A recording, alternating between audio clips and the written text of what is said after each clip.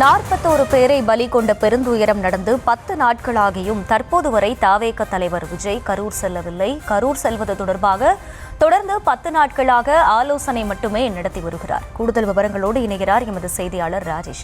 ராஜேஷ், வணக்கம். கரூர் சம்பவம் தொடர்பாக 2-3 நாட்களுக்கு பிறகுதான் அவர் வீடியோவை வெளியிட்டிருந்தார். அதிலும் வருத்தமோ எந்த ஒரு அக்கௌண்டபிலிட்டியோ எடுத்துக்காத நிலையில தற்போது 10 நாட்கள் ஆகியும் இப்போ வரைக்கும் அவர் கரூர் செல்லவில்லை. தொடர்ந்து ஆலோசனை தான் நடந்து வருகிறது. தாவேக வட்டாரத்தில் என்ன சொல்லப்படுகிறது இது தொடர்பா முழு விவரம்? அகிலா, வணக்கம். கடந்த 8 நாட்களுக்கு 9 நாட்களுக்கு முன்பு கரூரிலே நடைபெற்ற அந்த பெருந்துயரத்திலிருந்து இன்னும் தமிழ்நாடு மீண்டு வரவில்லை. இன்னும் அந்த சோகங்கள் தொடர்ந்து இருந்து கொண்டேதான் இருக்கிறது. இந்த நிலையில அந்த சம்பவத்திற்கு ஒரு முக்கிய காரணமாக சொல்லப்படுகின்ற தமிழக வெற்றி கழகத்தினுடைய தலைவர் அவர் இன்னும் கரூருக்கு செல்லவில்லை. பாதிக்கப்பட்ட குடும்பங்களை சென்று நேரில் சந்தித்து அவர் ஆறுதல் சொல்லவில்லை என்பது ஒரு பெரிய அதிர்ச்சியான செய்தியாக தற்போது கிடைக்கின்றது. காரணம், 41 பேர் இந்த விபத்திலே அவர்கள் உயிரிழந்திருக்கிறார்கள். 9 குழந்தைகள், பெண்கள் என பலரும் உயிரிழந்திருக்கிறார்கள்.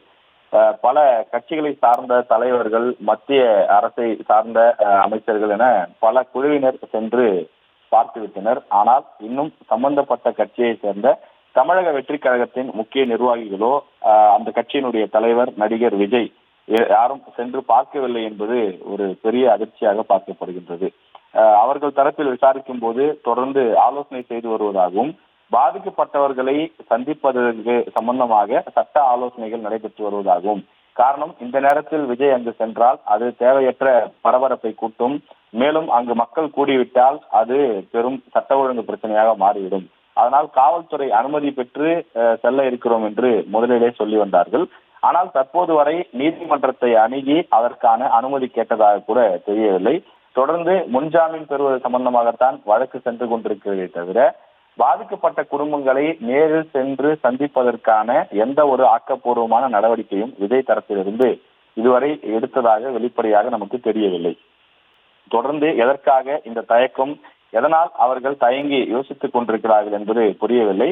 ஆனால் பிரச்சனை தொடர்ந்து நீடித்து வரக்கூடிய சூழலில் தற்போது அங்கு சென்றால் அது சரியாக இருக்காது என்ற காரணத்தினாலே தொடர்ந்து தாமதம் செய்வதாக சொல்கிறார்கள். ஆனால் எது எப்படியாக இருந்தாலும் சொந்த கட்சியை சார்ந்த நிர்வாகிகள், தொண்டர்கள் பாதிக்கப்பட்டிருக்கக்கூடிய சூழலில் ஒரு கட்சியினுடைய தலைவர் தார்மீக பொறுப்பேற்று அதற்கான பாதுகாப்பு ஏற்பாடுகளையும் சட்ட விதிமுறைகளையும் அவர் அனுமதியையும் பெற்று நேரில் சென்று பார்த்திருப்பதுதானே நியாயம். கிட்டத்தட்ட 10 நாட்கள் கடந்து விட்டது. இந்த 10 நாட்கள் ஆகிய பின்னரும் அவர் நேரில் செல்லவில்லை என்பது ஒரு பேரதிர்ச்சியான செய்தியாக இருக்கின்றது. ஏனென்றால் அவர் நீங்கள் குறிப்பிட்டது போல இந்த பேர சம்பவம் நடைபெற்று 4வது நாள் தான் வீடியோவை போட்டார். அந்த வீடியோவிலும் யார் காரணம், என்ன காரணம் உள்ளிட்ட எந்த விஷயத்தையும் அவர் வெளிப்படையாக சொல்லவில்லை. தற்போது நீதிமன்றத்திற்கு சென்றிருக்கக்கூடிய அவர்கள் எப்போது நீதிமன்றத்திலே அந்த ஜாமீன் உத்தரவை எல்லாம் பெறுவார்கள். ஜாமீன் உத்தரவு பெற்று அதன் பிறகுதான் கரூருக்கு செல்வதற்கான வாய்ப்பு இருப்பதாக சொல்லப்படுகிறது.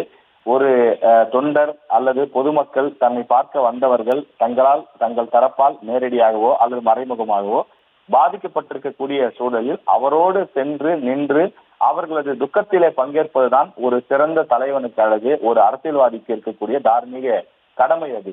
ஏனென்றால் அரசியல் என்றாலே மக்களுக்கான சேவை செய்வது.